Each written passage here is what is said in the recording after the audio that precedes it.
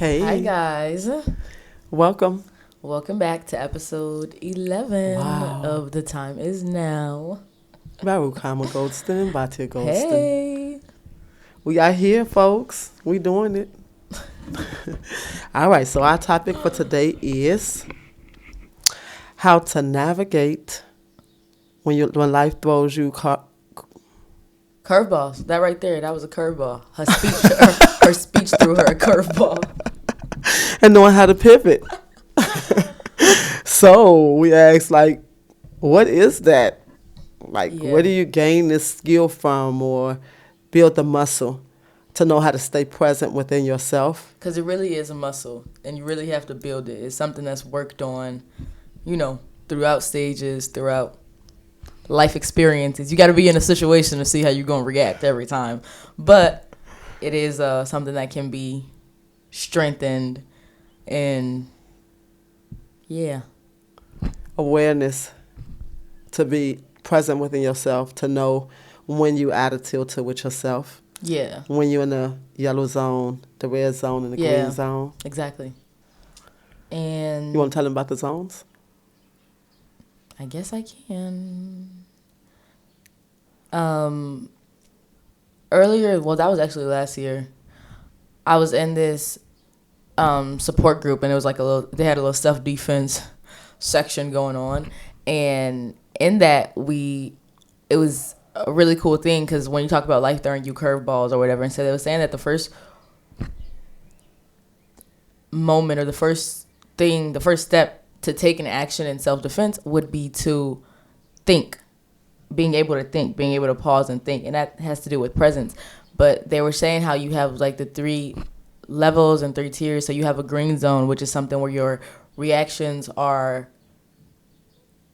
your own, right? So you're present. You're not in a state of hyper arousal or anything like that.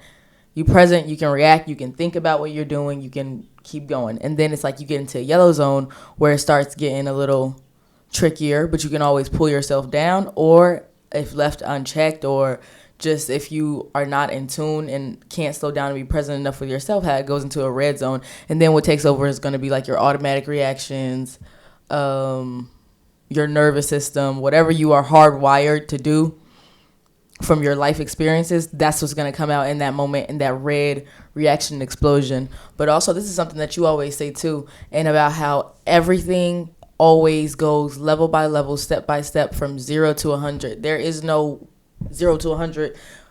He was at 20, now he at 100. This is crazy. Every step, it's matter. It's Measurable. It's measurable It's by the step, by the one increment. But you don't know it. Yeah. I mean, no, the outside person doesn't know that your steps are running really, really fast. Yeah.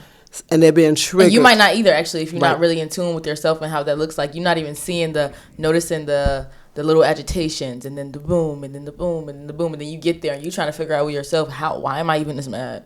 Yeah. Why did this even explode in this way?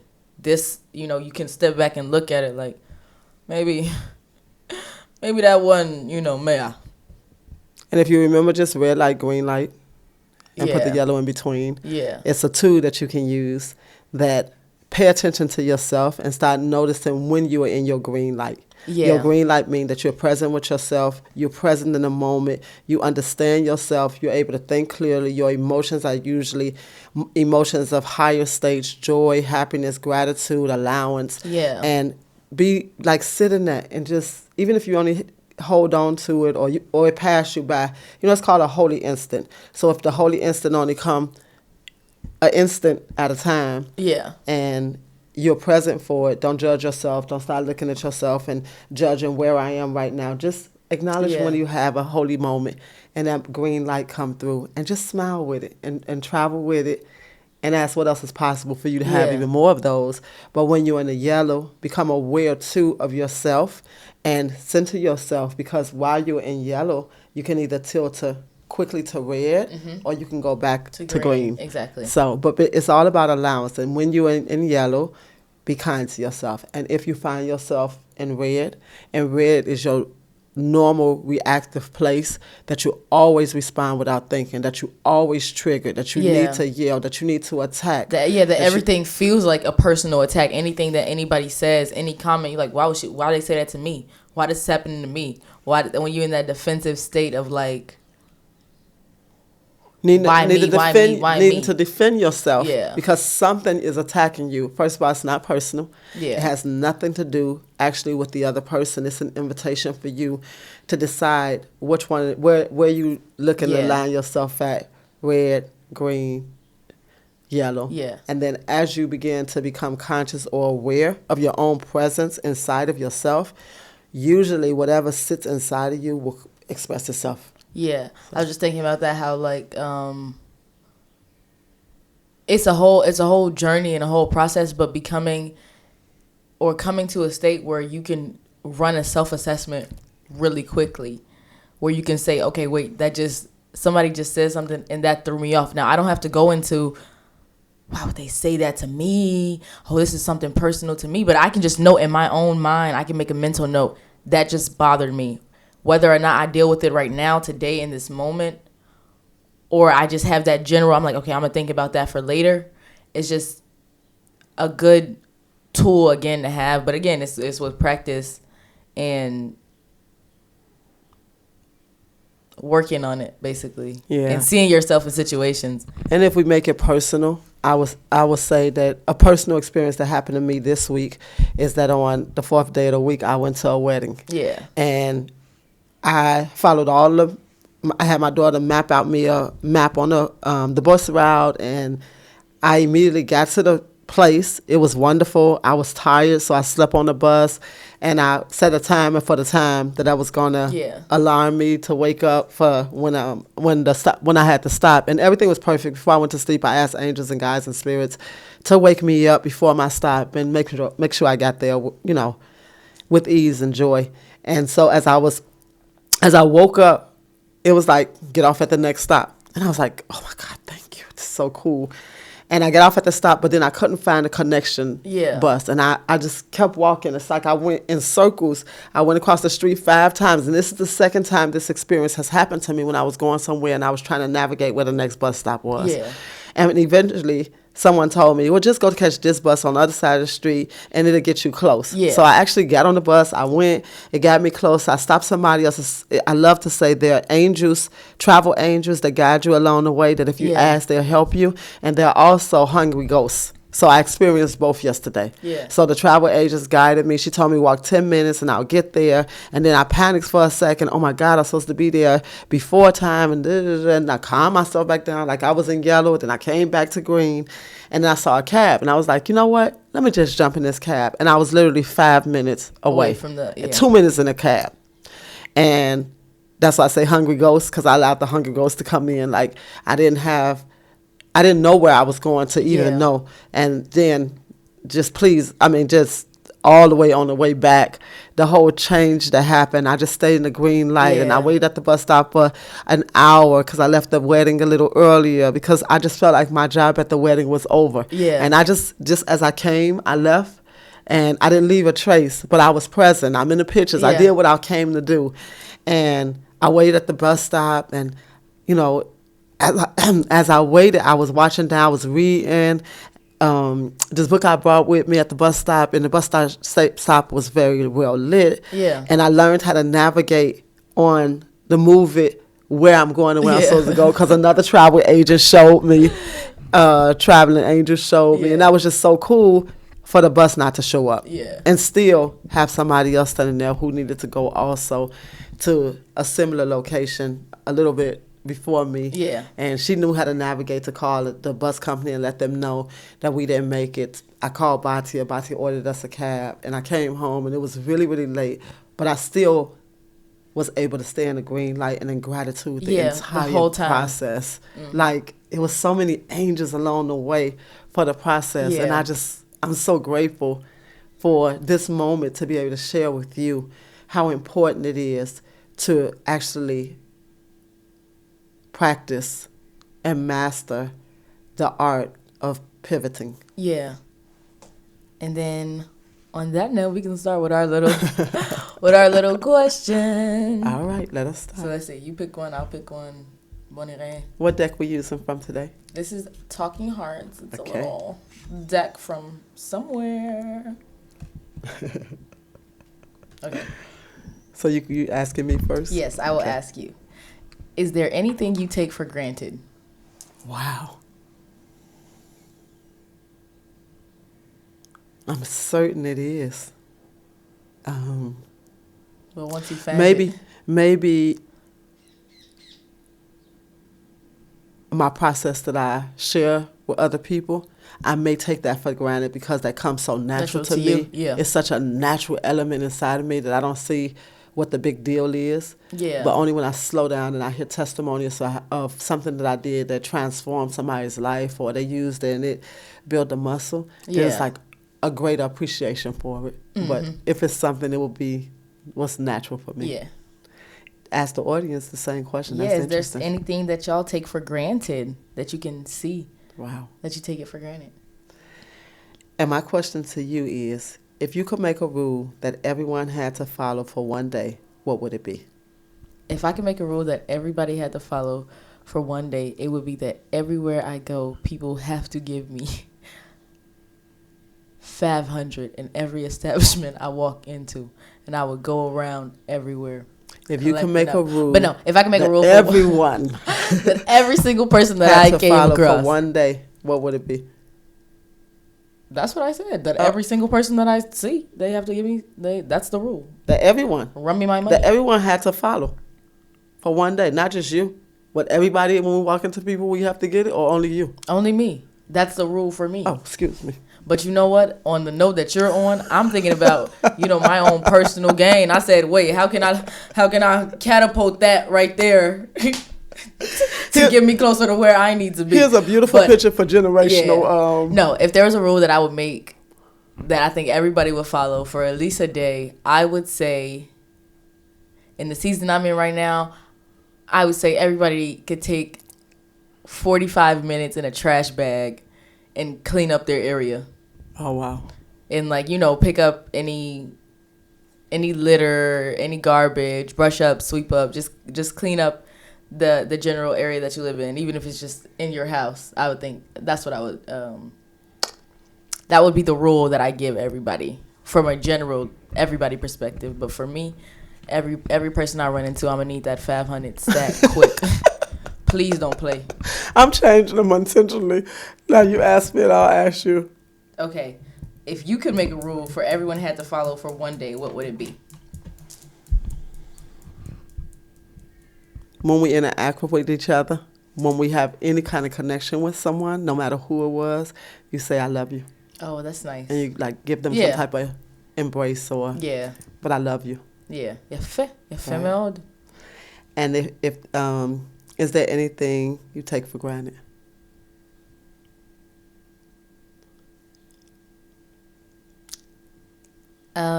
Yeah, definitely.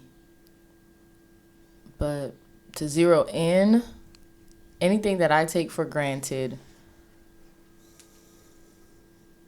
Now, this is just in the last season of my life. It's been I've received a wake up call, but I would say not taken for granted, but I think my health over the past couple of years. I'm not taking it for granted, but just the way that it bounced back so nice on him. I be moving a little different sometimes, but yeah. So, and that's something that in this little last season I've been brought back into my body, into my awareness. So, I'm not even taking that as much for granted, but that's something I could say because I saw the difference in in my own reactions. I'm like, yeah, I was probably taking that a little bahafif. If you could make a rule for 24 hours for everybody to follow, what would that rule be? And then on pivoting, let's pivot back to the topic. Yes. But I will say, right, when it comes to change and presence and allowance and all of these terms and concepts, it really starts with the smallest things. that are relevant for people's everyday reactions, because it's like I feel like, you talk about stuff and then they feel like it have to be this big event that happens and then I have to change, but it's really in the small things. It's really in a car cutting you off. It's really in you missed your bus, or somebody said something that you didn't like, or maybe the person that was holding the door let everybody in and then they close the door on you, and now you feeling like, yeah, you have a problem with me, you close the door on me, this happens to me everywhere I go, people are racist. Now it's like these whole things that we have, but it's like when you're in the present moment and when you're not in the state of taking things personally, and you're not in a state of taking things personally, when you a little more grounded and centered in yourself, because this don't have nothing to do with me, and this isn't doing anything to me. That person cutting me off, what have they actually done to me that I feel like I need to react in this way? So it's really just in the small moments. So I would invite anybody who's watching to just maybe watch yourself a little more in these little small interactions that you have with people or with things or with places, and just ask yourself, like, wait, just ask yourself to just question your reactions and how normal, especially the ones that feel the most normal and innate to you. Not because they're wrong, but it's like the thing about questioning is if you question and you're looking for something, the truth always has a way to bubble up. And that's whether you like it or not. So you can question and find out, hey, this thing that I thought was so for me, actually, this is irrelevant and I can let it go. But you don't have to be scared of, like, when I'm gonna start doing this and I'm gonna start doing that. People, I feel like, get in these loops, and it's like, if something is for you, even when you question it, it'll be for you. That won't change. Asking a question about it. If you ask me if I'm black, I'm black. It won't change based on how much you ask the question and how you ask the question and how much That's a whole segment of its own about the power of the question, because actually, if you ask a question, it always expands. Yeah. And if you come up with conclusions, it always contract. So yeah, the whole concept about asking yourself a question is a gift to you that you get to. You know what they say, right? What they make confirmation. Yeah. So bless you. Thank you. Confirmation that, to ask as many questions as you can about life, and just to give yourself an opportunity to acknowledge that you are responding to something. Yeah. Because a lot of times tend to react before you even recognize that you are responding to it, which calls you back into yourself, where you have to sit for a moment and just think it through. Like you said, for green, you gotta think for a minute. You got to be present.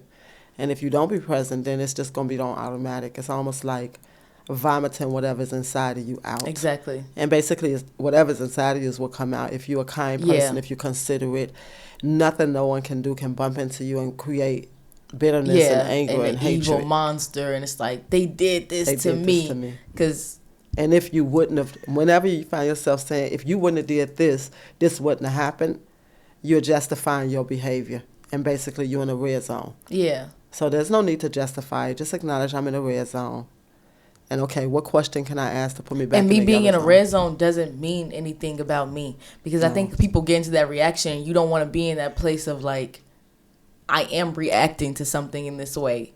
So just acknowledge where you are. There is no right, no wrong, no meaning to it. It's literally just, I am present. This is what my eyes are seeing. This is what my body's experiencing.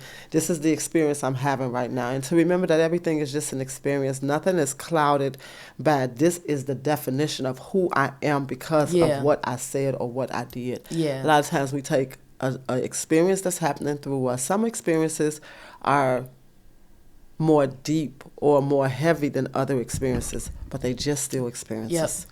Yep. We started our morning by saying that every household is experiencing the nature of its household. Yeah. Somebody is bringing a baby into the world. Somebody is losing a parent. Somebody is having dinner or breakfast with a loved one. Yeah. Somebody's alone with their coffee. Right. But if you just be present for wherever you are and not look outside of yourself to compare with what the next household has going on. Yeah. Your house is your home. You're your home. Yeah, I was about to say. You're the house that is the home. Are you present for you? And if not, is anything that we just said right now a gift to you to help you navigate coming back home to you? Yeah. And I was just thinking about another experience that I had recently, and then I could probably say how I would have reacted in other times. But it was a Shabbat, it was a Saturday, and I had somebody coming over. I was going to take them some pictures, do a little gesta, a favor, and I don't even know how this occurred or happened. I'm cleaning up. I'm in the kitchen and I'm cleaning up, and I'm like, let me open up the bottom of the sink. I was trying to get something, and it's dripping. I'm like, okay, what do I do? And I'm in a situation. I'm like, okay, cool. Let me see how I can figure this out. Because at this point, it's not that crazy. It's not that crazy. I'm like, I can probably try to tighten something. I'm like, okay. And, people they on their way. So I'm like, okay, I can do this in a couple of moments. Whatever it was, however I got further into the situation evolved, and I had to move something, the thing came off. My whole kitchen was flooded. My whole kitchen was flooded with water. No clue on how to stop it. I think the washing machine started rushing water from the back. I'm like, what is going on? But even in that moment, I was so calm. I'm like, okay, well, what do I do? What do I do from now? How do I try to fix it as best as I can? And I can say for my own self, if this was a couple years back, I would have been having a meltdown. It would have been the end of the world. The end of the world as I knew it. It just would have been over. I just wouldn't have been able to function because I would have just been like, this is so crazy. I don't know what to do. And I'm out here by myself. And I was gone for the weekend, right? The stories we tell ourselves. In the loops, you have to, I think that's another thing. Like sometimes in present day reactions, I still get off. I get hit with a loop, a train of thought. And I'm like, I don't even think like that. That's not even my thought anymore. But I can see it so clearly because that would have made sense in my mind a couple seasons ago. A couple editions ago. That one would have landed really cute. That's why it's coming out so strong. But it's even when it does come out, being able to pause within myself and slow down and be like, all right, cool. We going somewhere else. Let's back it up. Let's take a couple deep breaths and see what we can actually do. Because what you want when you have what feels like a problem arise, what you want to do is that you want to do something about it. You want to sit in it. You want to do something about it. You want to feel whatever it is. If you feel like there's a problem and you want a solution for it, you have to be able to do something. And I think a lot of times you can get stuck in that paralysis, that state between taking actual real action and being afraid. And not taking any action. Not taking any action. But not taking action. But overaction, in your mind. But even that is a decision. Because a lot of times people say, well, I didn't make the right decision. Every decision you make is a decision. Yeah. I taught my kids growing up that you make great decisions. Yeah. And I used to be so angry with me. Can you help me out? What are you talking about? You make great decisions. That decision did not lead me to the result that I wanted. Exactly. It was still a great decision because you made the decision. Yeah. And in order for you to get to the point that you understand this is not a decision that I wanted to reach, you had to reach that decision. Exactly. Again, life is going to take you exactly where you are intended to be. Like, I applied for 2 colleges. The first one denied me. Okay, I'm not supposed to be there. When the second one came, I got the notice actually this morning that I'm on the waiting list, and I had to wait until October the 3rd to see if somebody canceled out if I got the spot. Well, I feel the same way because I'm going to be wherever I'm intended to be. And I just looked online and said, well, let me register for one more school and see what other options they have. And I was in a little debate with myself, dilemma. Do I want to pay for another registration fee? And I sent it to Moran, and whatever her comment was, it was like, absolutely. Yeah. I mean, what are you saying? So it won't be a school for social work, but it's still a master's degree in something therapeutic. Yeah. And basically, that's what I'm looking for. Duh. The route I get it, how I get it doesn't matter. The thing that matters is that the direction that I'm led to is where I will be. And I understand so deeply within myself, no matter how geeked I was about that program and, woo, that guy made me feel, I'm going to be where I'm intended to be. And I think that that's a key point in being able to pivot when you feel like you've been thrown curveballs. Yeah. For me, today, I don't feel that you can throw me a curveball. Now, you might throw me off because in my mind I had something locked in on this is what it's going to be. I remind myself all the time, I'm exactly where I'm supposed to be, doing what I'm supposed to be doing. And however, if that bus didn't show up, it wasn't intended for me to get on it. Yep. And if that wasn't my bus. That wasn't my bus. If I was supposed to travel home in a cab, that's what it was going to be. And somebody else going to pay for that cab, that's what it's going to be, which is really ironic and funny because I started this whole plan for this event with asking a cab driver to take me to the event. I thought about and that. He would wait for me. Like, that is so funny. I thought it was funny. What did we create? I'm just having this aha moment in this moment.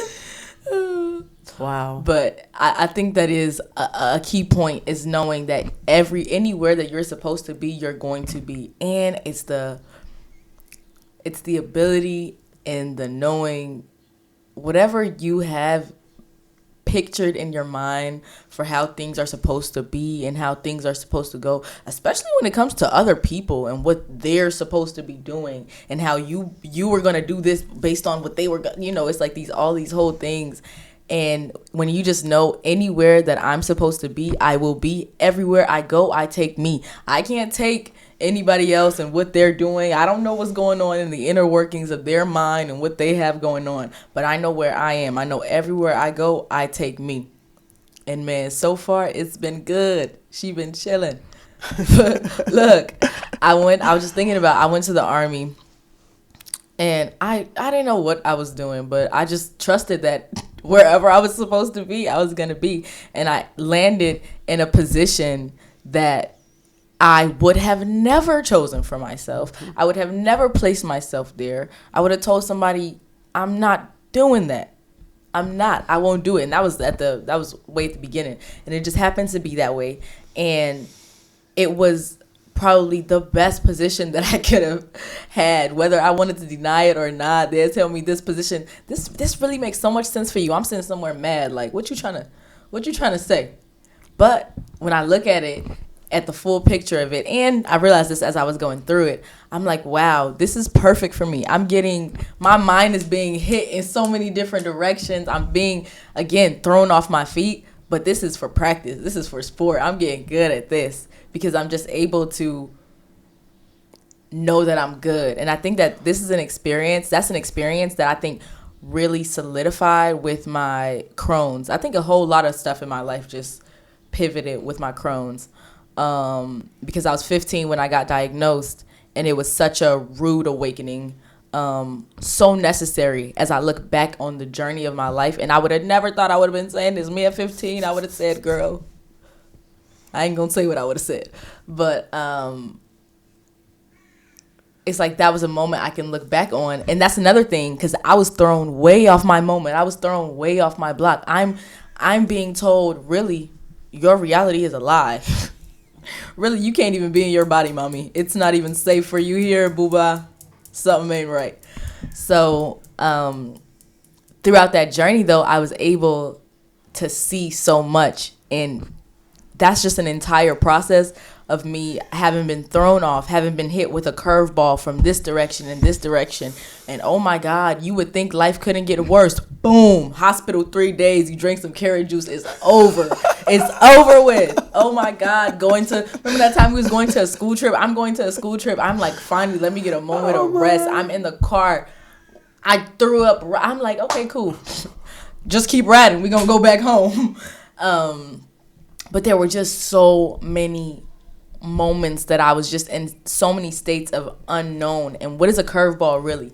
The unknown. The unknown. And how often we avoid the unknown, and we try to control, and we think that we can. We think that we can control, and it'll be like this, and I have this picture in my mind, and it's not, and nothing in my life as I would have imagined it has I'm trying to see what came to fruition. Some whole other stuff. But this is me living my life, though. This is me being in the best place I've ever been within myself. And the entire journey that it took for me to get here, as interesting as it's been, and it's been interesting at every stage. From the childhood, I was going overly stupid with anything. I was just doing anything. I was trying to figure it out, man, honestly. And in that season of life, looking back, then it was just hard. Then it was just painful. But you learn so much through that pain, and you learn so much through your own, I can say even for myself, for my own body's ability to hold a capacity of pain that is crazy. And I'm sitting there like, I could sit in silence. I could, so it taught me a lot about myself. It showed me a lot about myself. And these experiences that maybe feel so hard for us, or maybe feel so, why am I even here? Why is this even happening? Are really moments that when I look back on it, I never have to doubt my resilience in life. I never have to doubt my strength in life. I never have to doubt my ability to come back in life, because the truth of the matter is that when you step into the space of the unknown, you come back different. Yep, you do. You're going to be different. Oh my God, it's going to be different. But it's still you. So I came out of that experience so different, with so many areas. Even now I'm looking around, I'm like, wow, I didn't even understand how much that impacted me then. And I'm getting a chance 7 years later, however many years later, to work through it right now. But I'm still here, and I'm present for the version of me that I was so long ago that didn't know how to be present. So it's a journey, and it's a process, and these hard things that it feels like you're going through, and the hard things that it feels like only you're going through this. Why is this happening to me? The truth of the matter is, life happens to everybody. Nobody is exempt, and it doesn't matter what you think somebody's life looks like on the outside and the perspective that you have. And you can live in the same house with them, and you can be in the same family with them, and you can have an idea of what they have going on and what's going on. But the person that you really can ever really know, and how much is that? How much of yourself do you know, really? But it's you. And you get to know yourself when you walk into these unknown spaces where the only thing that life is asking of you is to show up and to be yourself. Because the fact that you're already there, you're already meant to be there in some kind of way, in some kind of fashion. So yeah, might as well lean into it. Might as well enjoy it, man. Because you could go through hard stuff, and it's like, oh my God, if I would have known now, if I would have known then what I know now, I would have at least been enjoying it. It was gonna happen anyway. I would have laughed a little more. Oh my God. I would have found some joy, man. So, but this is what I know now through the process of going through these incredibly, could have been honestly crippling things, and seeing how every time I come out stronger on the other side, different every time, but still me, more me than I've ever really been. So yeah, I have a lot of thanks and gratitude for those hard moments of life that shaped me, those hard moments that I just wish, like, oh man, I don't feel like I wouldn't wish it on anybody. But wow. That's just you grow up and stuff start to look a little different. I'm like, oh wow. Yeah, so it's so beautiful because, we were present for each other in those moments. Like, I have my version of that story, she had her version of that story, and while her body was in pain and she was navigating, making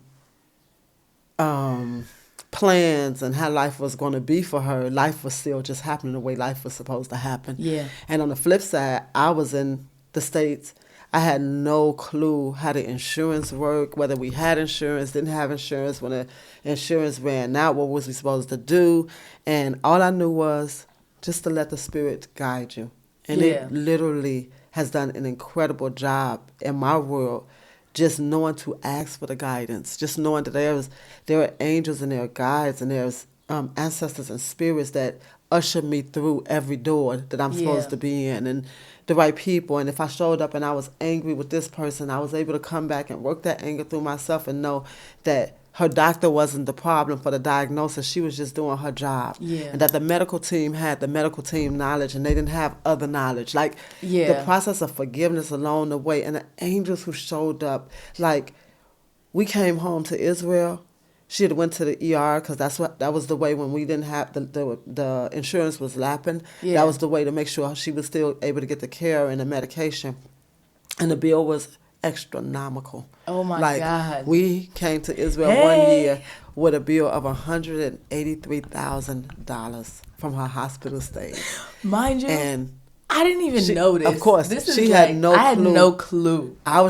I was being led and going on faith, and she was being led on going on faith, and knowing that me and her Abba basically had her. Yeah. And just trusting that whatever it was going to work out. And, we was deep in those prayers and gratitude. And every day I visualized what I wanted life to be like, but I left it wide open for questions as well. Like, I didn't know the map out of my head definitely didn't match the map out that the Creator was creating for me. Yeah.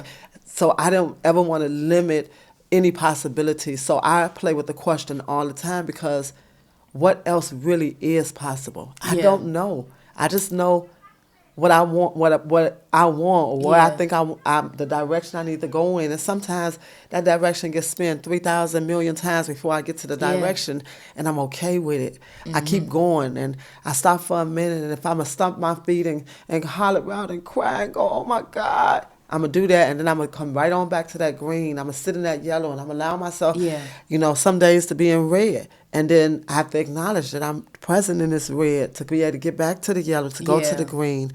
And when we came back and I got a letter saying that my bill was paid in full, I knew that it was like we were doing something that was in the grace or the presence of something way bigger than us. Yeah. So there is no mountain that you could put before me that you can tell me it costs this much. I can't do. I'm not. Yeah. All things are possible, and miracles happen all the time, and there are angels in every form and direction creating miracles for you.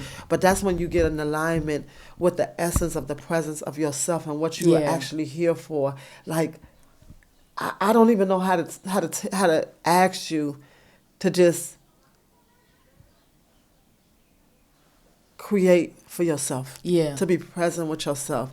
To do the healing work. If I've done something to you that triggered you and caused you to be angry with me, I am sincerely and humbly asking you to forgive me for having that kind of space and room inside of you that is not allowing you to grow. Yeah. Like, who in the heck am I that I get the right to be inside of you, and I'm stopping you from reaching the full essence of your home that you're in? Yeah. And I pray that you can do the same thing for anybody else, and more importantly, to yourself. Yeah. Like, pivoting is all about allowing. Yep. It's all about forgiveness. It's all about the love. If I walk into you and the trust, the trust that I know that I am going to be okay. I'm going to be okay. Even if it's hard right now, that's just right now. That's just how I'm feeling in this moment. And it doesn't have to dictate my whole reality. And I'm compounding it with every other experience I've ever had. But why am I doing that compounding? Because I haven't resolved any of it. Yes. I haven't resolved any of it.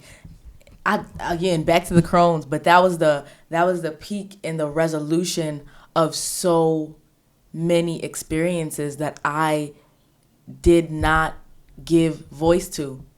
And when you cannot give voice to those things, they show up anyway. That's what I learned. It's going to show up anyway. It's going to show up in your body.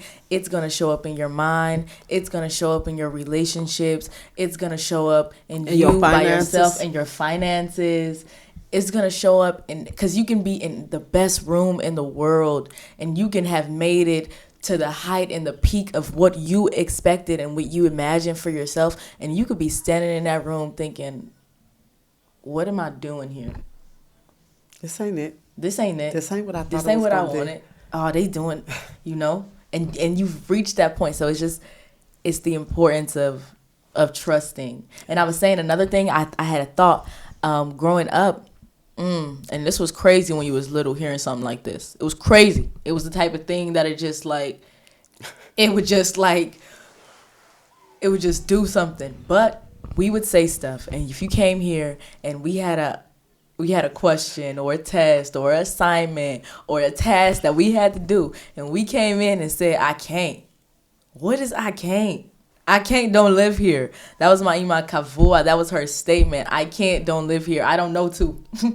We couldn't say I don't know, and we couldn't say I can't. But when I think about that now, I think it in so many ways created, even if in that moment you had to give us that other alternative, I think we lived in a space and in a world. And I think this is a good thing to offer when I really think about it, where you have to find alternatives. You have to be able to pivot. You have to be able to move. And for somebody to be able to tell you, you come in with the problem and you say, I can't do this. And for you to say, I can't doesn't live here. I'm like, but okay, cool. Understandable, but I'm saying I can't. Like, I'm not saying this for no reason. But it's also that after that, there was always a solution that was found. And there was always a coming back to that moment of, okay, well, you can do it like this. Or, well, go look back at it again and rethink it. And I think it created a lot of very healthy critical thinking skills in life. And that's off something small. It wouldn't be off of like, I'm saying I can't do something huge. It would be like anything, something small, something around the house. And then you say I can't. And it's like, okay, well, let's find out. Find the answer. I can't find the answer. I can't, no, I can't go to that. So it was always, well, why can't you? What's stopping you? What's in the way of it? Like, I couldn't, if I had the attitude that I can't, then I wouldn't have taken my daughter to get the treatments because I can't afford it. Yeah. And that doesn't exist in my world. And it never has. Like, with all of the stuff that was crazy that I was processing through raising my children, there were some core principles that I received from my imam, my mom, from the community, from life, that wasn't an option. Yeah. That I can is not an option. What do you want to do?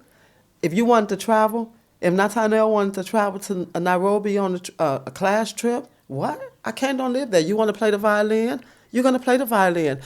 Eliakim, you want a drum set in the house? You will have a drum set in this house. You want to go to drum lesson? You will have it. You want to go to Yom Mechunanim? You will have it. Don't ask me how I managed these expensive processes. When I look back on it, I'm like, oh, you was pouring from everything you had, because when you see a fuller picture because you were a kid, so he's like, I'm just trying to get my stuff, man. I'm just trying to see what about me. And I'm a kid. Look around, and you're a kid. I'm a kid raising kids. Here's the real irony to the story. As a mother, I was still a child.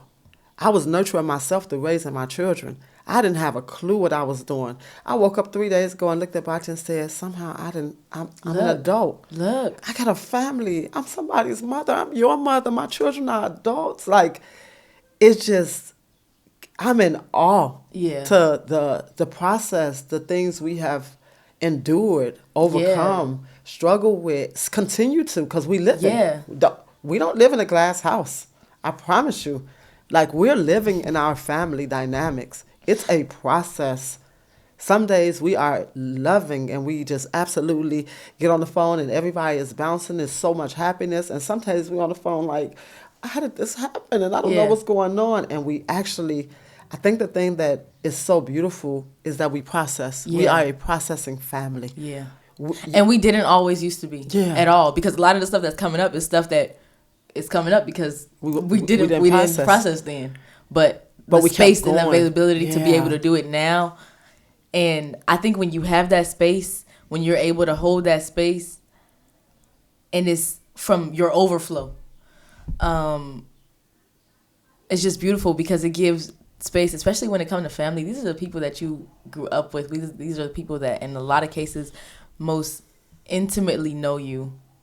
Maybe not.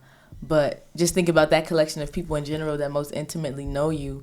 And when you are working through your own life and you're processing your own realities, you have so much space to offer compassion and grace to the people that you grew up with and the people that went through these experiences with you, because you're able to see how it affects you. So I'm not removed from seeing how it could affect somebody else. And I'm not judgmental towards how it could affect somebody else and what their process is within themselves, because I understand my own process within myself, and I know that it's not linear and that it's messy and that it goes this way and this way. And sometimes my reactions are not the reactions that I would have wanted myself to have in that moment, but that was the reaction that came up. So I have to sit with that was the reaction that came up. I can't run from that and say, well, you know what, that was this, that was that. I sit with myself and I say, in that moment, this is the feeling that overtook you. This is the thought that you had that made something suddenly inaccessible. And it's just sitting with it. And when you are aware of those own processes in your own mind, it's so much easier to be aware with it for other people, especially if you know them. It's like, okay, I can understand why something like that would be a tricky topic for you. You can just feel it in a way that's different, I think. And you just ask questions and we just expand it. Like, if you know something triggers me, why would you intentionally trigger me? Yeah. But why wouldn't you? Mm-hmm. Are you doing it intentionally? Yeah. Or is it just that trigger needed to be itched so I can so I can see, this is something that is triggering for me. Because there's that PhD in really, like, what are you protecting, hiding, and defending? Yeah. And that's a whole concept in my book, Epically Awesome, which ask yourself, this is a very good question for you to ask yourself. What do I defend? What do I need to hide? And what do I need to protect? Protect. Yeah, protect. Yeah, right. And it's so important because there you will meet yourself. Yeah. You will meet elements of yourself. What do I justify? Yeah. Why do I justify? What can I get these moments with my Ima. She helped me a lot in situations where I would be talking to her and then she asked me a question and suddenly that question didn't sit right with me. And I don't have no response no more. I don't want to talk about this anymore. But I get it's a moment within myself that I get to sit down and I get to think like, okay, wait. Why can't you go no further? And any topic you can explore and expand. Why right here you're not allowing yourself to go further? What do I not want to feel? What do I not want to sit in? What idea do I have in my mind? So what do I want to hold on to? What do I want to hold on to? Because sometimes, when am I like, nah, this one I'm not letting go. No, I ain't letting this go. This one, I don't care what you say. I don't care how you tell me. I'm holding on to this one. I'm holding on to this one. So just ask yourself the questions like, how does holding on to this? What is it? Because you're doing it because it's providing you with something. Yeah. You're not just holding on for no reason. Yeah. It's providing you with something, and it's like I think it's the moment and the work of healing and the work of actually processing things with yourself is realizing on the other hand and on the other side of holding all of these things, you'll find that letting them go is much easier. Oh my God, it's much lighter. It's much lighter. Actually, it really my does. steps are. It really does bring that tick tock, tick tock, tick tock. Like it bring you, hey, momentum. Hey, right? Harmonizing you. Yeah. All right, let's ask a question and wrap things up. And wrap it up. Okay. Oh, I'll ask. You ask. How does your body and mind feel in this moment? How does my body and mind feel in this moment? Yes, ma'am. Bemetsa babali. Aye. When I picked up this cup, chillin'. I was like, Bemetsa babali. I feel wonderful within myself, my body, my mind. I feel wonderful. Hey. All Look at that radiant light. Right? Happening all the time. I love this process. Okay, so now this is a thoughtful question. When was the last time your intuition was right? The last time my intuition was right? Anytime I pay attention to it, it's always pretty much right. But this is okay.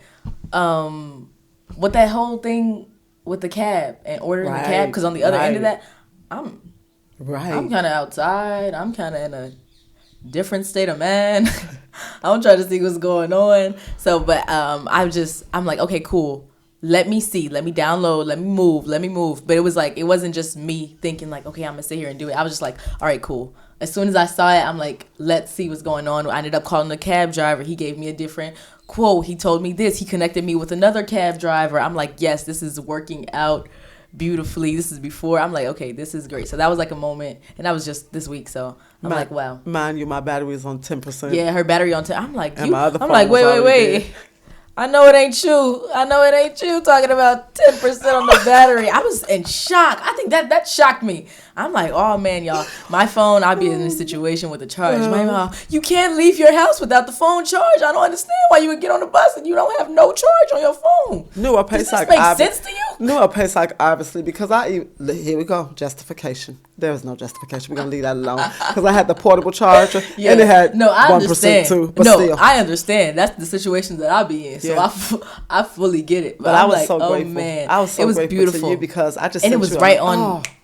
It just happened. It happened too quick. I stepped to the side for a moment. I'm like, let me get this, and I trusted that it would be situated. Yeah. I started looking at the buses. I said, ain't no routes. Look, wait. They saying you gonna get home at 7:00 tomorrow, but yeah. So a question to you. When was the last time your intuition was right? And what was the other one? And how does your body and mind feel at this moment? Right. And all right, y'all. And with that, we're going to pray that the next time you get a curveball, that you know how to pivot. Yeah. And remember to use red, yellow, and green. And ask yourself questions. And know that we love you. Share us with your friends and family. And if any of this resonated with you, do leave us a comment. Hey. Ask questions. Hey. And if you got topics you want to hear about, just drop them out. Please share. Yeah. All right, y'all. One love. Bye. One love. One love.